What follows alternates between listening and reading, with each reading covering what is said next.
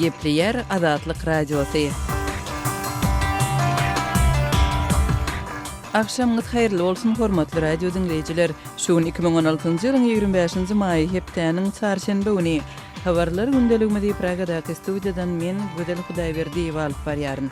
Şuňky programmamyzda Azerbaýjanyň baş suwdy Azat Ýewropa Azatlyk Radiosynyň jurnalisti Hadija Ismailowany tutsagylykdan boşatmak barada karar çykardy. 25-nji maýda sud bu karary jurnalistiň özüne garşy çykarylan öňkü höküm üstünden eden arz şikaýatyny dinleýäninden soňra geldi. Türkmenistanda ýyzyna geçirilýän resmi dawaralar ilata nähili täsir ýetirýär.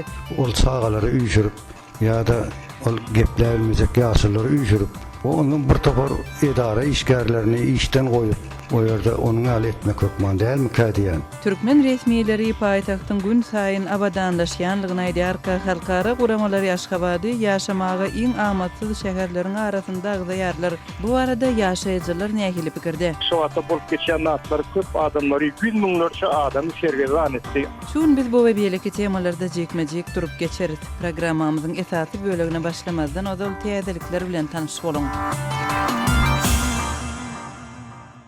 Azerbaýjanyň baş suwdy Azat Ýewropa Azatlyk Radiosynyň jurnalisti Hadija Ismailowanyň tutsaglyk möhletini 7,5 ýyldan 3,5 ýyllyk şertli möhlete çalyşmak we ony tutsaglykdan boşatmak barada görkezme berdi. Suwd bu kararyny 25-nji maýda jurnalistiň arzasyna seredip geçiren dinlençiginde elan etdi.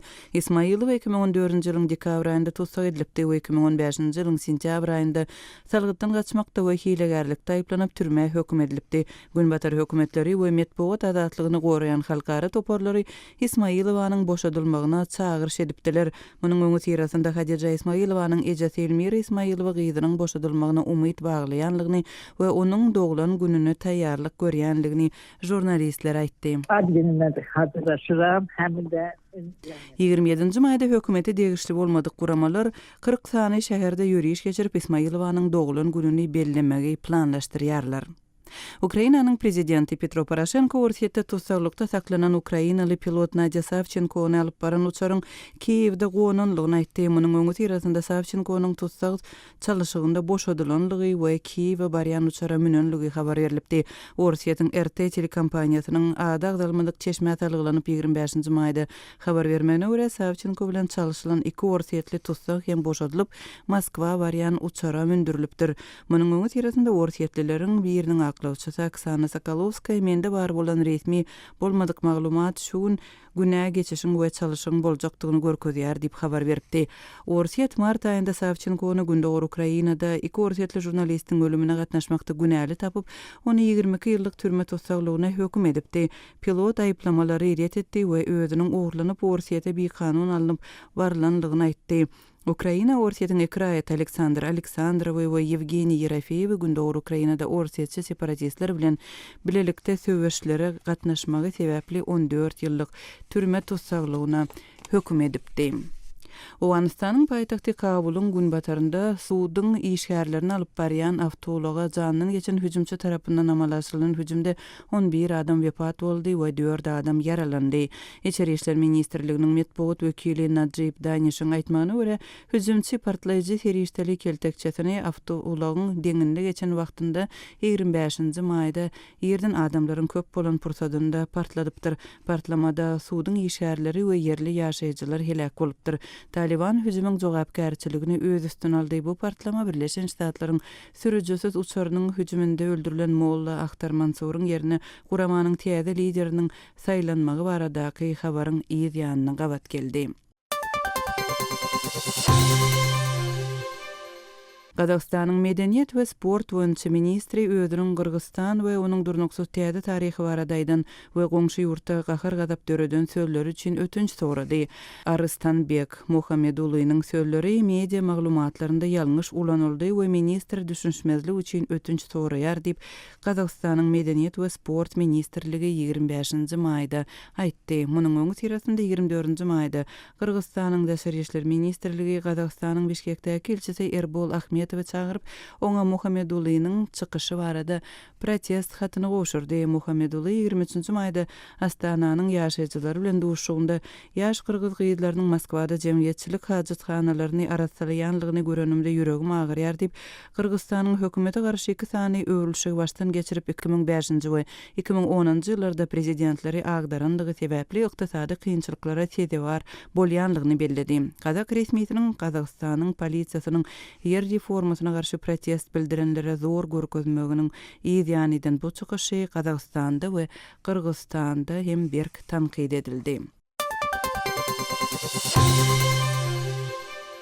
Kazakstanyň häkimetleri ýurdun jurnalistler bileleşiginiň we Milli Medpuat klubynyň başlygyna garşy aýyplamалary goşatdylar diýip adam hukuklaryny gorazy ýerli toporlar aýdýarlar. Almatyda ýerleşen Adıl Söz adly guramanyň aýtmagyna görä Seyit Gazymatyýewe garşy ýönkelen aýyplamalar goşadylypdyr.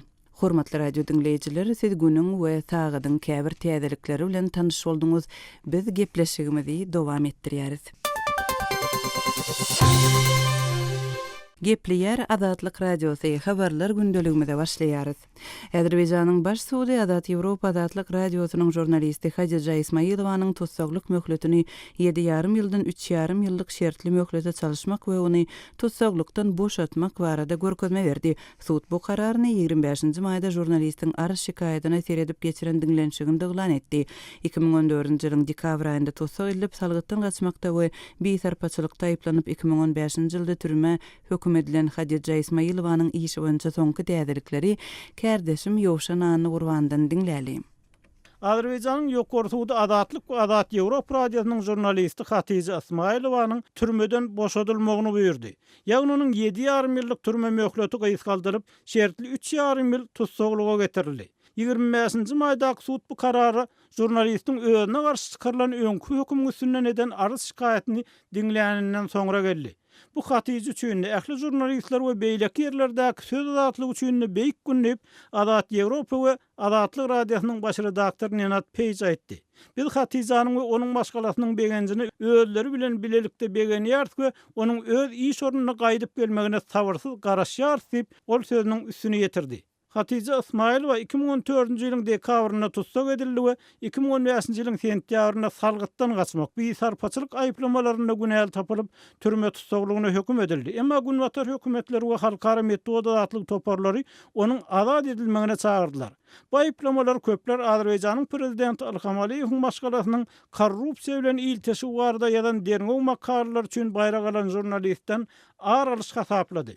Ismailowa şu aýyň başynda UNESCO-nyň Gilmera Kana bütün dünýä metod azatlygy baýragy bilen syýlaglandy. Bu baýrak dünýäniň islenlik ýerine metod azatlygynyň goraw üçin uly goşan iş bitiren adamlara berilýär. Jurnalistler himmetlerine adamzat ejir çekýär diýip Hatija özüne berilen baýragy kabul edenne sözlemeli sözüni aýtdy.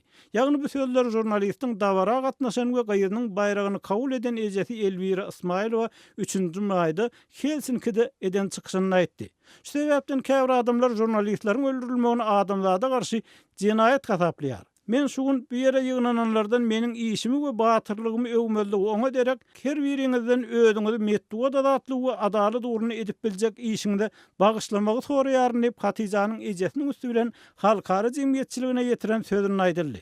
Ismailowa tutsak edilmelinden öň we soň bir näçe halkara baýragyna şol sany 2015-nji ýylda Amerikan Galamdaşlar Merkeziniň Barbara Goldsmith ýazma azatlygy baýragyna, Milli Medpuat klubynyň John Aubuchon Medpuat azatlygy baýragyna, 2012-nji ýylda bolsa Halkara Aýallar Media Fondunyň jurnalizmdäki gaýratlylyk baýragyna munasip boldy. Azerbaýjan Freedom House azatlyk uyguramasynyň 2016-njy ýyldaky metod azatlygy hasabatyny 199 ýurdun we territoriýanyň arasynda 189-njy ornarly. Serhesiz reportyorlar uramasynyň 2016-njy ýyldaky metod azatlygy görkezjisinde bolsa, Ören Ýamanlyň derejäni alyp 180 ýurdun içinde 163-njy boldy. Ismailowa 27-nji maýda 40 ýaşar we halkara aktivistleriniň koalisiýasy bu sene gawat dünýäniň dürli şäherlerinde oňa golluk ýygnanşyklaryny geçirmek planlaşdyrýar. Kärdeşim Ýowşan Anny Gurbanyň maglumatyny dinlediňiz.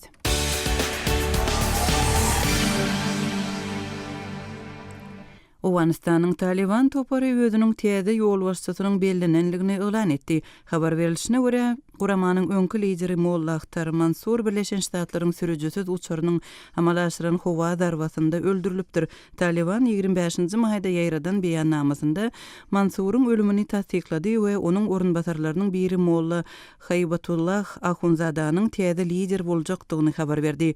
Temany Awganistandaky habarçymyz Şamirdan Gulimradiýanyň maglumaty bilen dowam etdirýäris.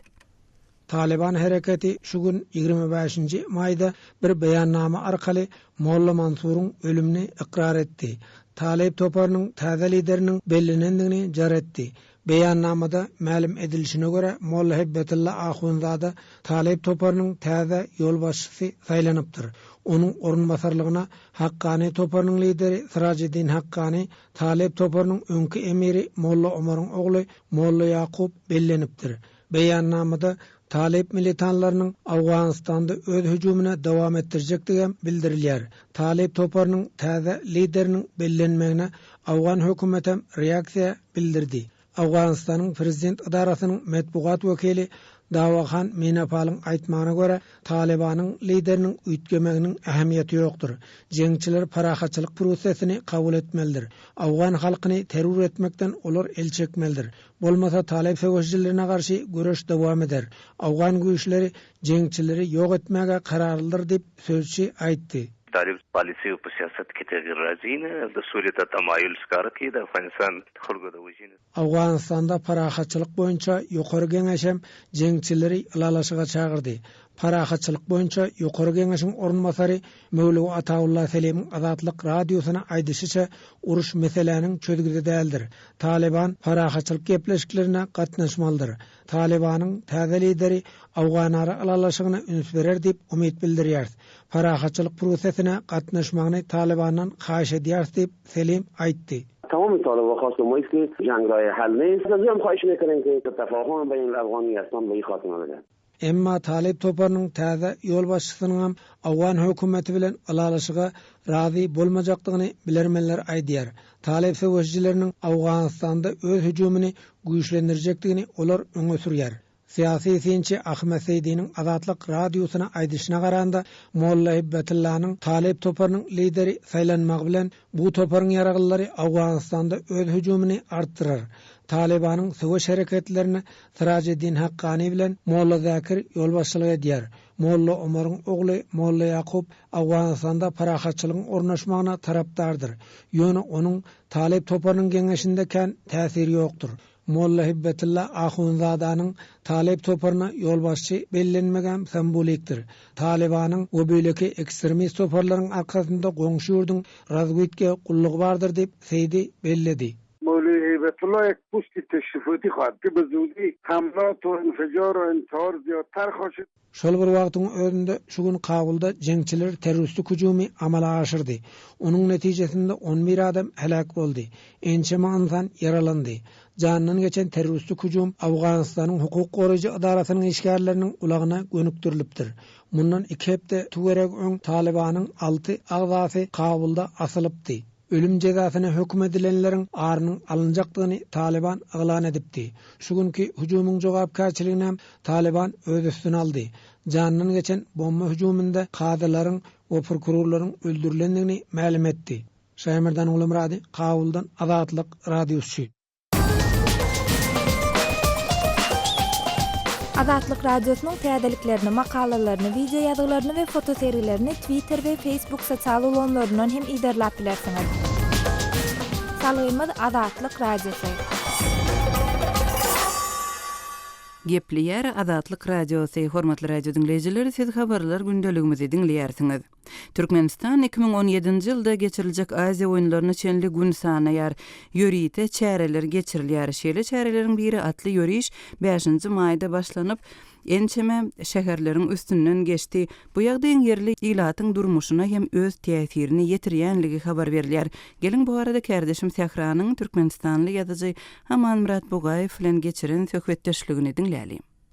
Amanrada Türkmenistanda 500 günlük atly ýörüşe çykan atlylar iň soňky ýerde geçen hepdäniň ahirine derwede bardylar. Atlylar mundan ozal kowalarda nähil garşy alyndy. Birowanyň misalynda görüň beräýsiňiz. Ahar vilayetindeki atlı yürüyüşe atmışyanlar onun Gökçe Ovası'na ondan sonra Gökçe etrafına değişti olan Parvgala diyen tarihi yadigarlık ilan edilen yere vardılar. Ondan sonra Irgant Ovası'na vardılar. Irgant Ovası'nın atıllar karşılamakta varası Karlıtepe'dekinden hem has davaralı oldu. Atıllar entek Irgant Ovası'na girmek ovanın simbolik dervozesinin yanına atılları, ovanın yaşılları hem de Irgant Ovası'na mihmansılığı veren adamlar dulçuruklu aşıladılar. Esasda var Irgant Ovası'nın merkezindeki Prezidentin kakası Merkuli Berdimuhammed'in adına kınlayan medeniyet koşkunun önünde oldu. Irgant Ovası'ndan geçirilen bir davara umum hakkı ağından 6'nın 7'nin adım atmıştı. Sekre. Aman murada ızganyň şonça ilaty barmy, ýagny şu 6.000 7.000 adam şolaryň hemmesi ızgantlymy? Irgant Ovasy umuman maňa näçe şowadan o ýerde men zaman ençeme gerek boldy, men şeýle şu davaran getirilse kynlar ızgantlylar bilen urrunda şolanymda olar.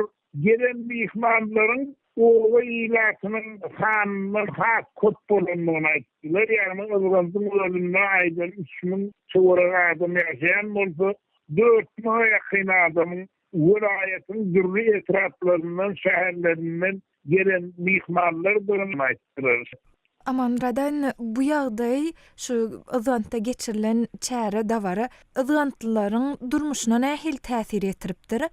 Irgantlyň durmuşyna ýetiren täsirini bir topar böleklere bölmek mümkin. Birinciden ızgantly ýaşaýjylaryň gurrun bermegine görä olar şolowanyň ýaşaýjylary bolsa owanyň aglawy ilaty geçirilen dawara alypdan ýene gaýrdan seretmeli bolupdurlar. Sebäbi dawaran geçýän ýeriniň öň hatarlyny bir eller baýdakly mektep okuwçylary, studentler çıkarılıpdyr, gary bersedil beýleki etraf şäherlerden gelen mihmanlar eýeläpdirler. Ýene de boron ýagdaý şol dawaranyň geçýän wagty Irgant Owasynyň içinde transport gatnawy dolu ýatyrylypdyr. Transportun islenmeki görünüşü boyunca isle avtolog olsun, isle motosiklet olsun, ýene gaýry olsun, şol bilen owanyň içine çykmak gadagan edilipdir. Gary bersede atly ýürüýüşe gatnaşypdyr. Irgant Owasynyň araçagyny golaýlarlaryna entek Irgant Owasyna 5-6 kilometr bir saatdan köprek görünmeli galanyna şu wagtym Aşgabat temir ýolunyň Demirgaş tarapyndan geçýän aýlaw ýolu, asfalt ýolu dol beklenipdir. Ondan bu aýdary Krasnovodska, Göktepe ýakynlarynda ýa tersine kıllarwatdan Göktepe'den Mara Aşgabat'a geçen altılowlary kat ýarym bundan köprek wagtlar girmek, şu ýol boýunça hereket etmek kadarlar görüldüripdir. Kerdeşim Sehranyň Türkmenistanly ýazyjy Aman Murat Bogaýew bilen geçiren söhbetdeşligini dinlediňiz. Türkmenistanda döwlet tarapyndan gurnalýan köpçülikliň çäreler iýdigderli geçirilýär. Döwlet işgärleriniň studentlaryň ýaş çağalaryň we garrylaryň gatnaşmagynda geçirilýän dawaralara çekilýänleriň ýyl içinde ornaşan çäreçiler diýen ýöriti ady hem bar. Şeýle dawaradyr çärelere ýylat tarapyndan nähili garalýar. Aşgabatdaky habarçymyz Sultan Asylowanyň Mary welaýatynyň pensioner Orat Sehet ağa bilen geçiren söhbetdeşligini dinläýär. Türkmenistanda her bir guruluşyklaryň açylyş dawaralary gaty uly dawara bilen bellenýär. Şoňa döwlet derejesinde ýokary ýolbaşçylar gatnaşyp, şoňa köp adamlaryň gatnaşdyrylmagy ýyllar boýy dowam edip gelýär. Şoňa sen nähil garaýaňyz? Mene o zatlara el orta aýdymda da atyrça atylgarýandy. Sebäbi ol çağalary üýşürip ýa-da ol gepler bilmejek ýaşylary üýşürip onun bir topar edara işgärlerini işten goýup, o ýerde onuň aly etmek hökman dälmi kädiýän. O ýerde zatken aýtsaň ýöne men bir gep oturup ýören adam bolmam soň häzir ýadymy şu nokta köp zatlar aýtmak. Ýöne onu prezidentiň bilmeýän zatlaram bardyr bu ýerde. Mümkin gulagyna deger etmeli däl zatlaram bar. Ine ýaşylar äkidýärler kim olardan habar torýa ýeline ýazylyp berilince da dokýarlar. Hem adam geplemek bolana o ýerde gepläben bilen ok aýdygan biljekler aýtdyňdy. Onun çağajyklaram okuwdan goýup beýle gelip horlap şolar ýoly goýup iki güllap öňünden äkidip çağalar horlamak da sowukda da ýalaňaç durlar üşeşip ıssy bolsa ıssyda durlar, ıssylaşyp. O zatlardan mene döwlete hiç şeýle peýda ýokmy kadiýan? Ýokardakylardan şu görkezme bolup şu işler gurnalýar dip pikir etdiňim ýa bolmasy asaqdaky yerli ýolbaşçylar şuny şu derejeye ýetirýärlermi? Şu barada siziň pikiriňiz? O barada men dogry aýtsam, bärkiler edýän käde diýen mene özüme. Prezidentiň bärindäki adamlar bar, ministrleriň, häkimlikler.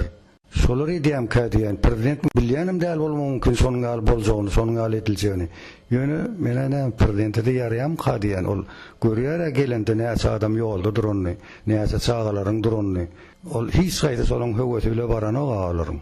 Şunun bir helakçylykly ýagdaýa getiren wagtlar boldymy şu arada halk arasynda näl gurulýar? Indi biz özümüz gidip öwrümde ok helakçylyk ýagdaýlaram boldy. Şu mara karbamid zawody asmana gelende de şonuň ýaly ýagdaý bolupdyr. Edilso prezidentiň goraw maşyny adamlaryň arasyna girip gidipdir, ýüzüp bir näçe adamy yaralap öldürüp.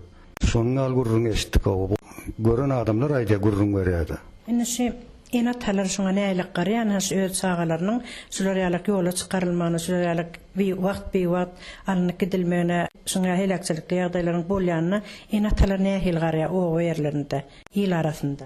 Ýyl arasynda bu ýagdaýlara dogry düşünýänem bar, düşünmeýänem bar, näme ýyl arasynda her ýyl adam bardy. Ol düşünýän adam çagasyny iyi bermedim onuň galerik öz keypine. Ýöne şu çagaň iyi bermesen, ana okuwdan sana ziyan geljek. Sen okutjak däl diýmekler mümkin. Şonuň ýaly gorky diýerler, arazyk çekinir ýaly diýerler, onuň gorkusyna da berip bererler bar ony. Ýöne iyi bermän ýörellerim bar. Şoňa gitjek bolsaň, sen okuwum gerek gal, zadyň gerek gal, otur öýde gitmesin diýip beren ýerlerim bar. Alqalyan adamlar var. Ýöne käbir adamlar näme düşünjesi adam, türkmen bir düşünjesi adamlar köpüsi garamaýak adamlar. Olar nire gidende de ay gelersin bar prezidenti görüp gelersin diýip iýerýän adamlar bar. Köpçilik ýaşullaryň pikirini dinleseňiz o zatlara bize narazy. Aşgabatdaky habarçymyz Sultan Naçylowanyň Mary vilayatynyň ýaşaýjysy Orateke dagy bilen geçiren söhbetdeşligini dinlediňiz. Hormatly radio dinleýijiler, gepleşiklerimizde gozalýan meseleler barada öz pikirleriňizi mälim etmäge çagyrýarys. Munuň üçin Azatlyk radiosynyň azathabar.com websaýtyna, şeýle-de Facebookda Azatlyk radiosy we Wkontakte sosial ulgamynda Azat Habar sahypalarymyza tesbir ýazyň. Azathabar.com websaýtymyza Türkmenistandan derwezi.net ýa-da garawum.info proxy saýtlar arkaly girip bolýar. Biz bilen telefon arkaly hem habarlaşyp bilersiňiz.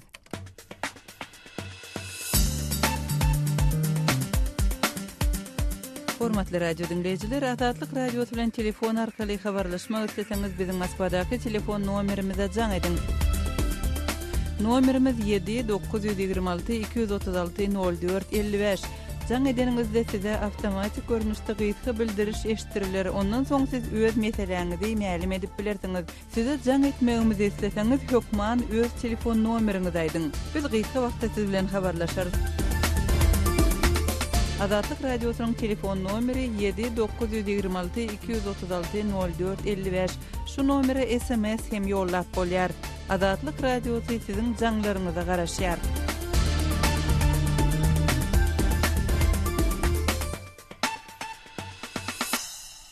Gepleyer Azatlyk radiosy habarlar gündeligimizi dowam etdirýäris.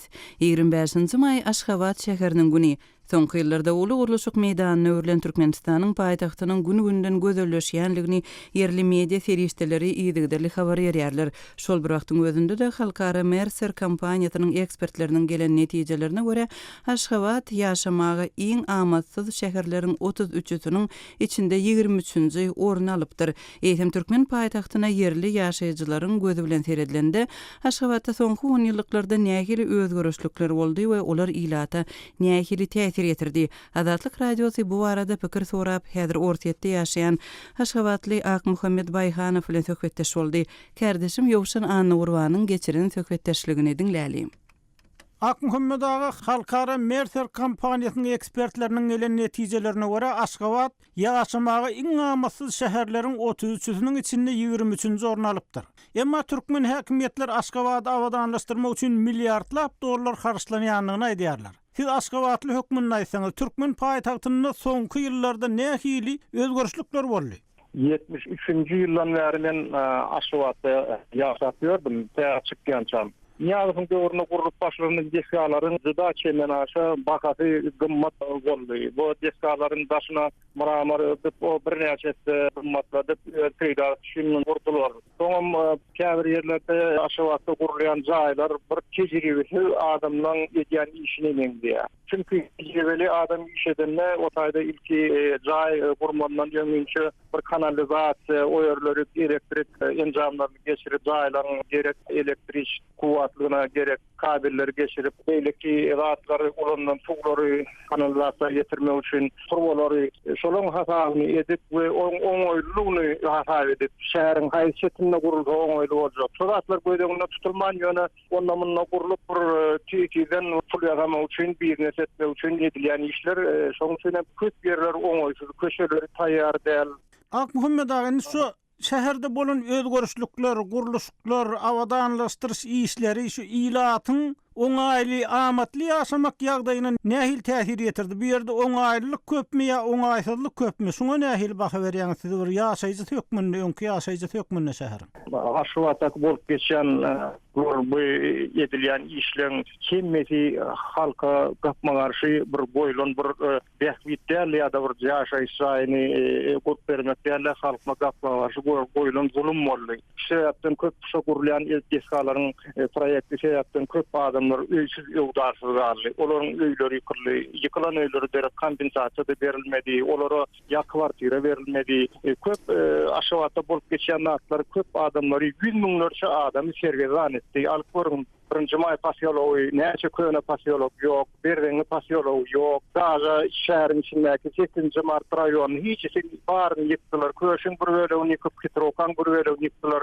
100 miňlerçe adam öýsüz ýogdarsyz galdy. Bu adama dikkati halk üçin oňoýsuzlyk döredýä aşawatda alyp barýan guruluşyk işleri häkimlet tarapyndan. Ak Muhammed agany şu siz Aşgabatdan soň bir näçe şäherde ýaşadyňyz. Ehem Aşgabat bilen deňeşdirilenni başga ýerlerde amatlylyk ýagdaýy nähili? Esasy gözüňiz ilen zat näme boldy siziň? Ben aşawatdan soňra Türkiýede bir Antalya welaýatyna ýaşadym, Kemer şäherinde. Oňda esasy oňoýluk tarapy köçelerin ýogrumlary ýa-da şu köçelerin kalanlaky köçeň gorramatynda kanalizasiýaň ýok, ol köçeň tarapynda maşyn gidip barýan adam ýa velosiped sürüp barýan adam oňa bitirät ýykylmaýar ýa-da bir awariýa boljak, ondan bir howplyk derejek zat ýok. Şewatda bolsa köçeň gorramatynda ýok bam, şol ýok heniden dur 30 ýyllar, 40 ýyllar. İkinciden hem şäheriň proýekti o ýerde gözüňde tutýan ýa-da köpçüliklerin ýaşalýan ýerlerde bazarlar bar, köpçüliklerin ýaşalýan ýerlerde çağalar bar, o medisina sentrlerini, şular ýalatlar adamdan bähwit üçin, has dogrusam adamlar üçin bähwitleri o ýerde suw üçinçiligi ýola goýulan, suw üçinçiligi kanalizasiýa, elektrifikasiýa has dogry ýola goýulan. Bizde bolsa elektrika meşgul bilýär, islen wagtyň halk bir näçe wagtlar suwsuza motor bilýär. Ana biziň aşawatymyň ýagdaýy şo goýulan milliardlap pullar adamlar birinciden öýsüz goýýar, ikinciden suwsuz goýýar, üçünciden toksuz goýýar, dördüncüsi köşeden geçmeliler, o köşäni gazmaly, ondan elek gitmeli, hemerat adamyň garşysyna. Ak Muhammed Bayhan gepleşigimizde gatnaşyp beren maglumatyň üçin köp sag bolun. Kerdeşim Ýowşan Anny Gurbanyň Aşgabatly Ak Muhammed Bayhan bilen geçiren söhbetdeşligini dinlediňiz. Hormatly radio dinleýijiler, size ýene bildirişimizi eşdirýäris. Adat Ýewropa Adatlyk radiosynyň türkmen gullugy Pragadaky edarasyna jurnalist gözleýär. Kandidatyň günbatyr ýurtlarynyň universitetlerinden jurnalistika halkara gatnaşyklary ýaly urlardan ýokary bilimli bolmagy talap edilýär. Edilýän talaplar barada has köp maglumat Adatlyk radiosynyň adathabaryny.com web saýtynda siz üçin el ýeterlidir. Şunun bilen yarım saatlyk habarlar gündeligimiziň şu günkü sanyny jemleýäris. Saatlara kesmeden soň gepleşigimizi ýazgy görnüşinde dinläp bilersiňiz. Adatlyk radiosynyň efir tolkunlarynda galyň.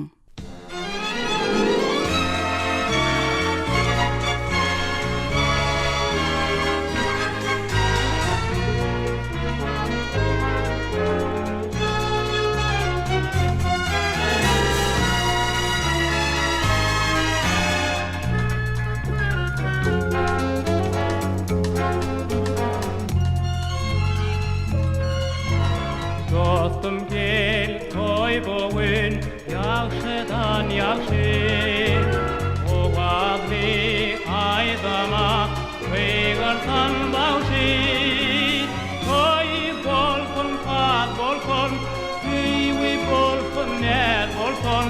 mehribanlaň döwletli ömrü yad bolsun. Oldur taky badany, gaýgy az bolsun.